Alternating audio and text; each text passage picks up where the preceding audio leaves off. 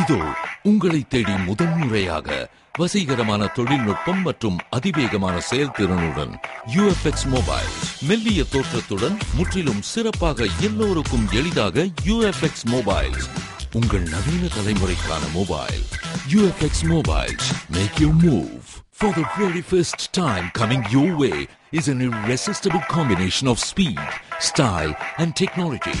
UFX Mobiles. Exceptionally sleek, totally advanced, and now the phone that everyone can afford to touch. Your next generation mobile. UFX Mobiles. Make your move.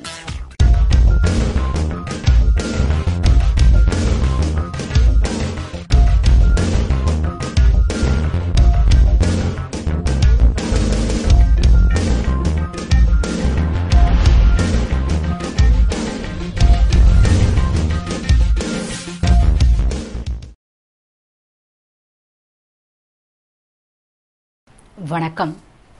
Puduvai அரசு நிர்வாக சீர்திருத்தம் குறித்த மாநாட்டில் பொதுமக்கள் புகார் அளிக்கும் இணையதளத்தை மத்திய இணையமைச்சர் நாராயணசாமி மற்றும் முதல்வர் ரங்கசாமி திறந்து வைத்தனர். மத்திய அரசின் பொதுமக்கள் குறை கேட்பு மற்றும் ஓய்வூதிய அமைச்சகம் புதுவை அரசுடன் இணைந்து குடிமக்களை மையப்படுத்தும் அரசு நிர்வாகத்திற்கான சீர்திருத்தங்கள் குறித்த மாநாட்டின் துவக்க விழா தனியார் ஹோட்டலில் நடைபெற்றது. இதில் சிறப்பு விருந்தினர்களாக மத்திய இணையமைச்சர் நாராயணசாமி, முதல்வர் திரு ரங்கசாமி கலந்து கொண்டு புதுவை அரசின் பொதுமக்களின் குறைதீர்விற்கான இணையதளத்தை துவக்கி வைத்தனர். அப்போது மத்திய இணையமைச்சர் நாராயணசாமி பேசுகையில், அண்டை மாநிலங்களில் உள்ள நல்ல நிர்வாக சீர்திருத்தங்கள் மற்ற மாநிலங்களுக்கும் கிடைக்க வேண்டும் என்பதற்காகவே இத்தகைய மாநாடுகள் நடத்தப்படுகிறது. பொதுமக்களின் பிரச்சினைகளை சிறந்த முறையில் கையாளாத நிர்வாகங்கள் திறமை மிக்கதாக இருக்க முடியாது என்று பேசினார். தொடர்ந்து நோக்க உரையாற்றிய முதல்வர் ரங்கசாமி, மக்களுடைய தேவை, எண்ணம் ஆகியவற்றை புரிந்து கொண்டு அதனை குறிக்கோளாக வைத்து அரசு நிர்வாகம் செயல்பட வேண்டும். அப்போதுதான் ஒரு மாநிலத்தில் நல்ல நிர்வாகம் இருக்கும். எனது அரசு மக்களின் குறைகளை திறந்த காதுகளோடு கையாளுகிறது. இதனால் என்னுடைய அலுவலகம் மட்டுமின்றி அமைச்சர்கள், அதிகாரிகளின் அலுவலகங்களின் கதவுகளும் பிரச்சினைகளுக்காக வரும்போது மக்களுக்காக எப்போதும் திறந்தே இருக்கும் என்று பேசினார். மாநாட்டில் மத்திய அமைச்சகத்தின் செயலாளர் ரமேஷ் சி மிஸ்ரா, தலைமை செயலர் சத்யவதி, நிர்வாக சீர்திருத்தத்துறை செயலர் தேவநிதிதாஸ் மற்றும் ஆந்திரா, அந்தமான், நிக்கோபார் தீவு, கர்நாடகா, கேரளா, லட்சத்தீவு, தமிழ்நாடு, சத்தீஸ்கர், மத்திய பிரதேசம் மற்றும் புதுவை மாநில அரசின் உயர் அதிகாரிகள் கலந்து கொண்டனர். பணி நீக்கம் செய்யப்பட்ட அரசு ஊழியர்களை மீண்டும் பணியில் சேர்க்கும் வரை காங்கிரஸ் போராட்டம் ஓயாது என்று மத்திய இணையமைச்சர் நாராயணசாமி எச்சரிக்கை விடுத்துள்ளார். இது தொடர்பாக மத்திய இணையமைச்சர் நாராயணசாமி செய்தியாளர்களுக்கு அளித்த பேட்டியில், இலங்கை தமிழின படுகொலைக்கு எதிராக ஐநா சபையில் தீர்மானம் கொண்டுவர உள்ளதாகவும் அதனை இந்திய அரசு ஆதரிக்க வேண்டும் என தமிழகத்தில் அனைத்து கட்சிகளும் வலியுறுத்தி வரும் நிலையில் சில அரசியல் கட்சிகள் மத்திய அரசும் காங்கிரசும் தமிழர்களுக்கு எதிரானவர்கள் என்று பிரச்சாரம் செய்வதை கண்டிப்பதாகவும், கடந்த 10 மாதங்களாக காங்கிரஸ் ஆட்சியில் பணியில் அமர்த்தப்பட்ட அரசு ஊழியர்கள் 4500 பேருக்கு மேற்பட்டவர்களுக்கு மீண்டும் பணி வழங்கும் வரை காங்கிரஸ் கட்சியின் போராட்டம் ஓயாது என்றும், சென்ற ஆட்சியில் ரேஷன் கடைகளில் தரமான அரிசி விநியோகம் செய்யப்பட்டது.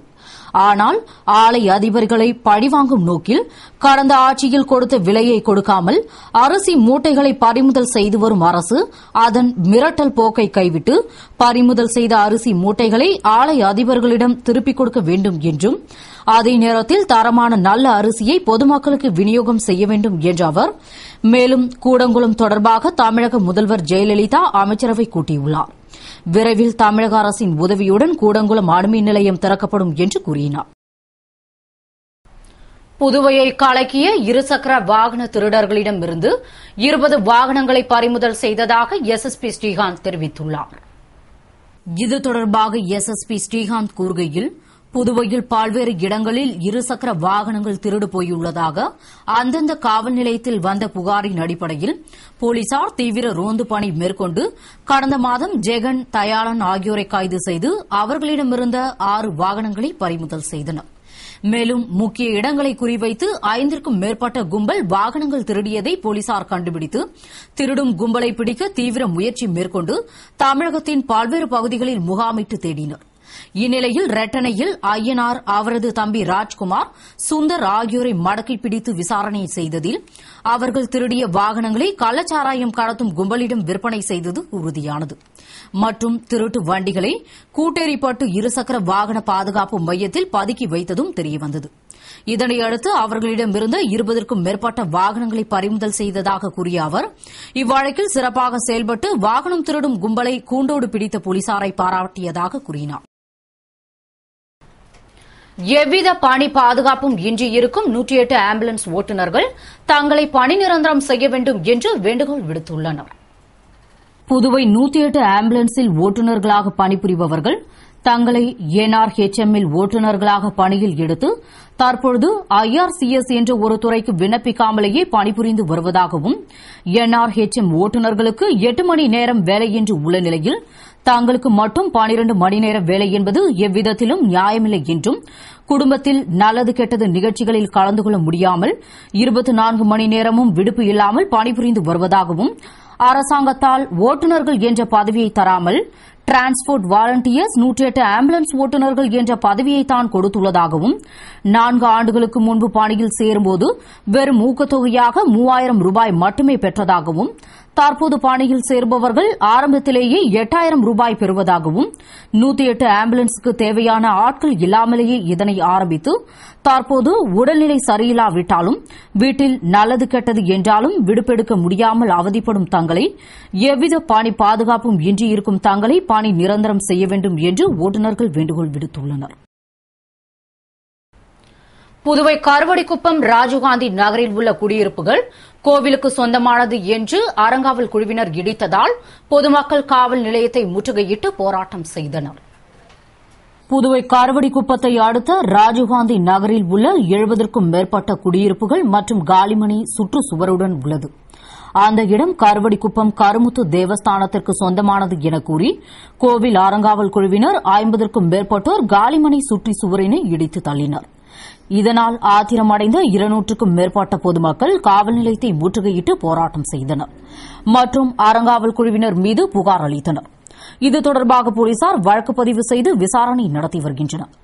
இதுகுறித்து குடியிருப்பு நலச்சங்கத்தினர் கோவிலுக்கு சொந்தமானது என்று கூறப்படும் இடத்தை 1990ஆம் ஆண்டு மனைகளாக விற்கப்பட்டபோது வாங்கி வீடு கட்டி 20 வருடங்களாக வசித்து வருவதாகவும், தற்பொழுது 5 காலிமனைகளை உள்ள நிலையில் சுற்றுச்சுவர்களை இடித்து தரைமட்டமாக்கியதால் குடும்பத்தோடு வசிக்கவே பயமாக இருக்கிறது என்று தெரிவித்தனர். அதேபோன்று அறங்காவல் குழு நிர்வாகிகள் கூறுகையில், பத்திரப்படியும் தற்போதுள்ள பட்டாப்படியும் அந்த இடம் கோவிலுக்கு சொந்தமானது. ஆண்டாண்டு காலமாக தேவஸ்தானத்தின் உரிமையிலும் அனுபவத்திலும் இருந்து வரும் நிலையில் சிலர் ஆக்கிரமிப்பு செய்து சட்ட விரோதமாக கட்டிடம் கட்டிவிட்டனர்.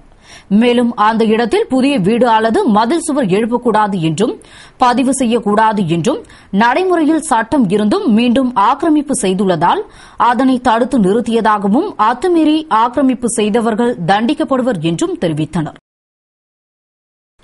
புதுவை கருவடிக்குப்பத்தில் கோவில் இடத்தை ஆக்கிரமித்து வீடு கட்டியதாக கூறி சேதப்படுத்தியவர்கள் மீது நடவடிக்கை எடுக்க வலியுறுத்தி அப்பகுதி மக்கள் முன்னாள் முதல்வர் வைத்திலிங்கம் தலைமையில் கலெக்டர் அலுவலகத்தை முற்றுகையிட்டு போராட்டம் செய்தனர். புதுவை கருவடிக்குப்பத்தில் ரங்கநாதன் என்பவரிடம் கிரயம் பெற்று 20 ஆண்டுகளாக வீடு கட்டி வசித்து வரும் மக்கள் அந்த இடம் கருமுத்து மாரியம்மன் கோவிலுக்கு சொந்தமானது என்று கிரயம் பெற்ற மனைக்கு பணம் கேட்டு துன்புறுத்துவதாகவும், மேலும் காலி மனைகளில் போடப்பட்ட மதில் சுவர்களை இடித்து தரைமட்டமாக்கியதாகவும், எனவே சேதம் ஏற்படுத்திய நபர் மீது நடவடிக்கை எடுக்கும்படி கோரி கலெக்டர் அலுவலகத்தை முற்றுகையிட்டு போராட்டம் செய்தனர். தகவல் அறிந்த அங்கே வந்த முன்னாள் முதல்வரும் எதிர்க்கட்சித் தலைவருமான வைத்திலிங்கம் அவர்களுக்கு ஆறுதல் கூறி பாதிக்கப்பட்டவர்களுடன் கலெக்டரை சந்தித்து மனு அளிக்க சென்றபோது அங்கு கலெக்டர் மற்றும் சப் கலெக்டர் இல்லாததால் அதிகாரிகளிடம் மனு அளித்துவிட்டு சென்றனர். இதனால் அப்பகுதியில் பெரும் பரபரப்பு ஏற்பட்டது. புதுவையில் வாய்க்காலை மூட போடப்பட்ட இரும்பு கம்பி வலைகளை திருடிய 3 பேரை போலீசார் கைது செய்து சிறையில் அடைத்தனர். புதுவை நகராட்சி சார்பில் அமைக்கப்பட்டுள்ள வாய்க்கால் கழிவுநீர் ஓடைகளை மூட வைத்திருந்த இரும்பு கம்பி வலைகளை ரோடியர் மில் அருகே 3 வாலிபர்கள் திருடிச் சென்றனர். அப்போது ரோந்து பணியில் ஈடுபட்டிருந்த உருளையன்பேட்டை சப் இன்ஸ்பெக்டர் பவித்ரன் தலைமையிலான போலீசார் கையில் இரும்பு கம்பி வலைகளுடன் சென்ற 3 பேரையும் மடக்கி பிடித்து விசாரித்ததில் அவர்கள் முன்னுக்கு பின் முரணாக தகவல் கூறவே தீவிர விசாரணை நடத்தியதில் அவர்கள் ஆட்டுப்பட்டியைச் சேர்ந்த ஐயப்பன், தமிழரசன், அசோக் என்பதும் 50 கிலோ எடையுள்ள இரும்பு வலைகளை திருடி விற்க முயன்றதும் தெரியவந்தது. உடனே அவர்களை கைது செய்து நீதிமன்றத்தில் ஆஜர்படுத்தி சிறையில் அடைத்தனர். புதுவை கப்ஸ் கோயில் புதுப்பிக்கப்பட்டதை முன்னிட்டு மறைமாவட்ட பேராயர் ஆந்தோணி ஆனந்தராயர் தலைமையில் சிறப்பு திருப்பலி மற்றும் மந்திரிப்பு நிகழ்ச்சி நடைபெற்றது. புதுவையில் 300 ஆண்டுகளுக்கு முன்பு கபூச்சியன் என்ற மதபோதக பிரெஞ்சு குருக்களால் உருவாக்கப்பட்ட கப்ஸ் கோவில் என்று அழைக்கப்படும் சமணசுக்களின் ராக்கினி ஆலயம் 157 ஆண்டுகள் பழமையடைந்து விட்டதால் பழமையடைந்தது. அதனை பழமை சிறிதும் மாறாமல் காண்போர் வியக்கும் வண்ணம் புனரமைப்பு பணி செய்யப்பட்டு புதுப்பிக்கப்பட்ட ஆலயம் மந்திரிப்பு விழா மற்றும் சிறப்பு திருப்பலி நடைபெற்றது. விழாவிற்கு கடலூர் புதுவை மறைமாவட்ட பேராயர் ஆந்தோணி ஆனந்தராயர் தலைமையேற்று புதுப்பிக்கப்பட்ட கட்டிடத்தை திறந்து வைத்து சிறப்பு திருப்பலி நடத்தினார். பிரெஞ்ச் ஹெரிடேஜின் இந்தியா தலைவர் பிரான்சிஸ், வியாஸ்பில் மெய்சன்ஸ், பிரான்சியஸ் நிறுவனர் பிலிப் அமிஸ்டியூ, பேட்டி மோயன், பாண்டிச்சேரி தலைவர் சார்லஸ் ஆகியோர் சிறப்பு விருந்தினராக கலந்து கொண்ட விழாவிற்கான ஏற்பாடுகளை பங்கு தந்தை மைக்கேல் ஜான் தலைமையில் பங்கு பேரவை பங்கு மக்கள் செய்திருந்தனர். புதுவை ஏஎப்டி அனைத்து தொழிற்சங்கத்தினர் பிஎஃப் கடன் பெறுவதில் காலம் தாழ்த்தும் சூழ்நிலையை மாற்றி கடன் பெற்றிட நடவடிக்கை எடுக்க வலியுறுத்தி பேரணியாக சென்று பிராவிடன்ட் ஃபண்ட் ஆணையரிடம் மனு அளித்தனர். புதுவை தானே புயல் பாதிப்பிற்கு பின் ஏஎப்டி மில் செயல்படாமல் 2 மாத சம்பளமும் வழங்கப்படாத நிலையில் தொழிலாளர்கள் புயல் பாதிப்பை முன்னிட்டு பிஎஃப் புயல் நிவாரண கடன் கோரி விண்ணப்பம் செய்ததில் சட்டமன்ற உறுப்பினர் சான்றிதழ் ஏற்புடையதல்ல என்றும் தாசில்தார் சான்றிதழ் கோரியதால் ஏஎப்டி அனைத்து தொழிற்சங்கத்தினரும் ஏஐடியூசி அலுவலகத்தில் இருந்து ஊர்வலமாக புறப்பட்டு பிஎஃப் மண்டல அலுவலகம் சென்று ஆர்ப்பாட்டம் செய்தனர். ஆர்ப்பாட்ட முடிவில் பிஎஃப் மண்டல ஆணையர் முனுசாமியை சந்தித்து நிவாரணம் கேட்டு மனு செய்த அனைவருக்கும் 1 வாரத்தில் நிவாரணம் வழங்க வேண்டும் என்று வலியுறுத்தி மனு அளித்தனர். அதனை பெற்றுக்கொண்ட ஆணையர் மேல் அதிகாரிகளிடம் பேசி முடிவு சொல்வதாக உறுதியளித்ததால் அனைவரும் கலைந்து சென்றனர். ஏனாம் மக்களின் நலாதரவை பெற்று வரும் சட்டமன்ற உறுப்பினர் மல்லாடி கிருஷ்ணராவ் மீது காழ்ப்புணர்ச்சி காரணமாக அவதூறாக பேசி வருவது சட்டமன்ற உறுப்பினர் அன்பழகனுக்கு சரியல்ல என்று மாநில காங்கிரஸ் தலைவர் ஏவி சுப்பிரமணியன் கூறியுள்ளார். இது தொடர்பாக மாநில காங்கிரஸ் தலைவர் ஏவி சுப்பிரமணியன் கூறுகையில், ஏனாம் கலவரத்தில் ஏனாம் அதிமுக நிர்வாகிகள் மீது காவல்துறை நடவடிக்கை எடுத்ததால் அதனை கண்டிக்கும் வகையில் ஆளுநரை சந்தித்து புகார் அளித்த சட்டமன்ற உறுப்பினர் அன்பழகன், கடந்த 20 ஆண்டுகளில் ஏனாமில் மிகப்பெரிய வளர்ச்சியை ஏற்படுத்திய எங்கள் கட்சி சட்டமன்ற உறுப்பினர் மல்லாடி கிருஷ்ணராவ் தொழிற்சாலையை திறக்க பல்வேறு முயற்சிகளை எடுத்து வரும் வேளையில் கலவரத்தால் வர்த்தகம் பாதிக்கப்பட்டு அங்கு குடியிருந்த குடும்பங்கள் பல வீடுகளை காலி செய்து வரும் நிலையில் பலத்த சேதமடைந்த பள்ளி, கல்லூரி நிறுவனங்களை பெரும் முயற்சி செய்து திறந்துவிட்ட நிலையில் அவதூறாக பேசி வருவது நல்லதல்ல என்றும், மேலும் ஏனாம் கலவரத்தில் கொல்லப்பட்ட சந்திரசேகருக்கு ஏனாம் அனாதை இல்லத்தில் சிலை திறந்தபோது நடந்த விழாவில் திரு மல்லாடி கிருஷ்ணராவ் பேசுகையில், நான் 1 ரூபாய் யாரிடமாவது பெற்றேன் என்று நிரூபித்தால் தன்னை தூக்கில் போடுங்கள் என்றும், தொழிலாளர்கள் தொழிற்சாலை, கல்வி நிறுவனம் போன்றவற்றை சூறையாடி சந்திரசேகரை கொலை செய்தபோது மற்ற தொழிலாளர்கள் ஏன் உதவிக்கு வரவில்லை என்று கூறி வருத்தப்பட்டார். மேலும் இது தொடர்பாக மத்திய இணையமைச்சர், முதல்வர் மற்றும் ஆளுநரை சந்தித்து வழக்கை சிபிஐக்கு மாற்றும்படியும் ஏனாமிற்கு ஒரு ஐபிஎஸ் அதிகாரியை நியமிக்கும்படியும் கேட்டுக் கொண்டார். எனவே ஏனாமில் அல்லும் பகலும் அயராது உழைத்து வளர்ச்சியை ஏற்படுத்தி ஏனாம் மக்களின் நல்லாதரவை பெற்ற அவரை காழ்ப்புணர்ச்சி காரணமாக அவதூறாக திரு அன்பழகன் பேசி வருவது அழகல்ல என்று கூறினார். புதுவை மண்ணாடிப்பட்டு கொம்யூன் செல்லிப்பட்டில் நடந்த தீவிர வரி வசூல் முகாமில் பிப்டிக் தலைவர் அங்காளன் தனது வீட்டு வரியினை செலுத்தி முகாமினை துவக்கி வைத்தார். புதுவை மண்ணாடிப்பட்டு கொம்யூன் பஞ்சாயத்து சார்பில் செல்லிப்பட்டு கிராமத்தில் தீவிர வரி வசூல் முகாம் நடைபெற்றது.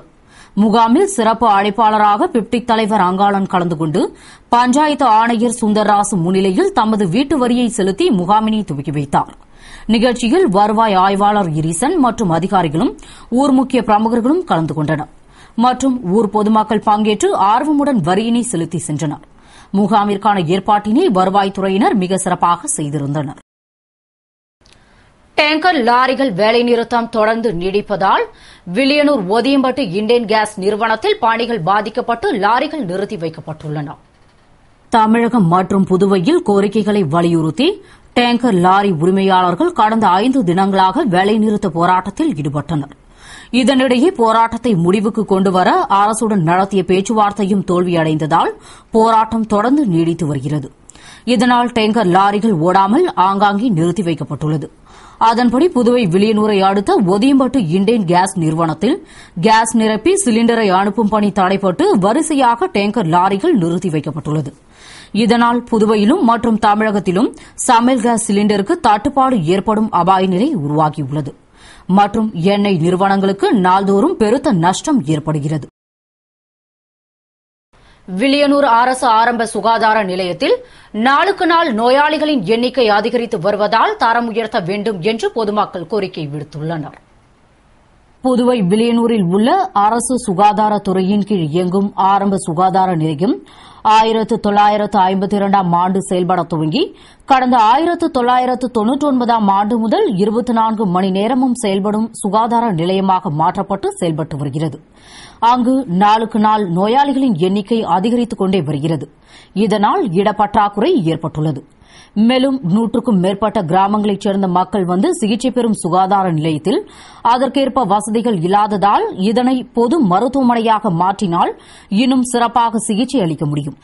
இங்கிருந்து புதுவைக்கு நோயாளிகளை கொண்டு செல்லும் நேரம் மிச்சமாகி பல உயிர்களை காக்க ஏதுவாகும். இங்கு தற்போது போதிய அளவு 5 மருத்துவர்கள் 7 செவிலியர்கள் மற்றும் 14 பேர் பணியமர்த்தப்பட்டுள்ளனர். மற்றும் சிறப்பு மருத்துவமாக ரத்த கொதிப்பு, கருவுற்ற தாய்மார்களுக்கு தடுப்பூசி, சர்க்கரை வியாதி என சிகிச்சை அளிப்பது வரவேற்பை பெற்றுள்ளது. எனவே பொதுமக்களின் நலன் கருதி படுக்கை வசதியை அதிகரித்து சுகாதார நிலையத்தை சுத்தப்படுத்தி அதிநவீன தொழில்நுட்ப வசதிகளை கொண்ட பெரிய மருத்துவமனையாக மாற்ற வேண்டும் என்பது பொதுமக்களின் கோரிக்கையாக உள்ளது. புதுவை லாஸ்பேட்டையில் கல்லூரி மாணவரை மர்ம கும்பல் அரிவாளால் வெட்டியதால் அப்பகுதியில் பதற்றம் நிலவுகிறது. மேலும் பாதுகாப்பு பணியில் கூடுதல் போலீசார் நியமிக்கப்பட்டுள்ளனர். புதுவை லாஸ்பேட்டை கருவடிக்குப்பத்தைச் சேர்ந்த ஜெயபிரகாஷ் என்ற கல்லூரி மாணவர் நேற்றிரவு தனது நண்பர்களுடன் இருசக்கர வாகனத்தில் சென்றபோது பெரியபாளையத்தம்மன் கோவில் அருகே 5 பேர் கொண்ட மர்ம கும்பல் அவர்களை வழிமறித்து ஜெயபிரகாஷை இரும்பு பைப், அரிவாள் உள்ளிட்ட பயங்கர ஆயுதங்களால் தாக்கியது. இதனால் பலத்த காயமடைந்து ரத்த வெள்ளத்தில் சரிந்த அவரை நண்பர்கள் மீட்டு அரசு மருத்துவமனையில் சேர்த்தனர். இதுகுறித்து லாஸ்பேட்டை போலீசார் வழக்கு பதிவு செய்து நடத்திய விசாரணையில் குடும்ப தகராறு காரணத்தால் தாக்கப்பட்டது தெரியவந்தது. ஜெயபிரகாஷ் தாக்கப்பட்டது அவரது நண்பர்கள் மத்தியில் கோபத்தை ஏற்படுத்தியுள்ளதால் அசம்பாவித சம்பவங்கள் நடைபெறாத வண்ணம் பாதுகாப்பு பணியில் போலீசார் குவிக்கப்பட்டுள்ளனர். மேலும் அப்பகுதியில் பதற்றம் நிலவுகிறது. புதுவை அரியாங்குப்பம் மாஞ்சாலை சாலை மேம்படுத்தும் பணிக்கான பூமி பூஜை விழாவில் சபாநாயகர் சபாபதி கலந்து கொண்டு பூமி பூஜையினை துவக்கி வைத்தார். புதுவை அரியாங்குப்பம் கொம்யூன் மாஞ்சாலை வீதியை பெரியார் சதுக்கத்தில் இருந்து 915 மீட்டர் தூரத்திற்கு பொதுப்பணித்துறை சார்பில் 66,50,973 ரூபாய் மதிப்பீட்டில் மேம்படுத்தும் பணிக்கான பூமி பூஜை விழா நடைபெற்றது. விழாவில் சபாநாயகர் சபாபதி கலந்து கொண்டு பூமி பூஜையுடன் பணியினை துவக்கி வைத்தார். அப்போது துறை பொறியாளர்கள், ஒப்பந்ததாரர், ஊர் முக்கிய பிரமுகர்கள் மற்றும் பொதுமக்கள் பலர் உடனிருந்தனர். புதுவையை அடுத்த இடையஞ்சாவடி ஊராட்சி ஒன்றிய நடுநிலைப் பள்ளியில் நடைபெற்ற முப்பெரும் விழாவில் தமிழக நிதித்துறை அமைச்சர் சி வி சண்முகம் கலந்து கொண்டு பள்ளி கட்டிடத்தை திறந்து வைத்தார். புதுவையை அடுத்த வானூர் தாலுகா இடையஞ்சாவடி ஊராட்சி ஒன்றிய நடுநிலைப் பள்ளியில் புதிய கட்டிட திறப்பு விழா, கட்டாய கல்வி உரிமைச் சட்டம் பற்றிய விழிப்புணர்வு மற்றும் பள்ளி ஆண்டு விழா ஆகிய முப்பெரும் விழா இரும்பை ஊராட்சி மன்ற தலைவர் ரங்கநாதன் தலைமையில் இரும்பை ஒன்றிய குழு உறுப்பினர் தவமணி பாஸ்கர் முன்னிலையில் நடைபெற்றது. வானூர் சட்டமன்ற உறுப்பினர் ஜானகிராமன் குத்துவிளக்கேற்றி துவக்கி வைத்த விழாவில் சிறப்பு விருந்தினராக வணிக வரி, சட்டம் மற்றும் நீதித்துறை தமிழக அமைச்சர் சி வி சண்முகம் கலந்து கொண்டு கட்டிடத்தை திறந்து வைத்து சிறப்புரையாற்றிட ஒன்றிய பெருந்தலைவர் சிவா, முன்னாள் சட்டமன்ற உறுப்பினர் கணபதி, ஒன்றிய துணை பெருந்தலைவர் சாமிநாதன் ஆகியோர் கலந்து கொண்டு வாழ்த்துரை வழங்கி பரிசுகளை வழங்கினர். மாணவர் மாணவியர்களின் கலை நிகழ்ச்சிகளின் முடிந்த விழாவின் நிறைவில் ஆசிரியர் ஐசக் நன்றி கூறினார். இத்துடன் செய்திகள் நிறைவடைகின்றன. வணக்கம்.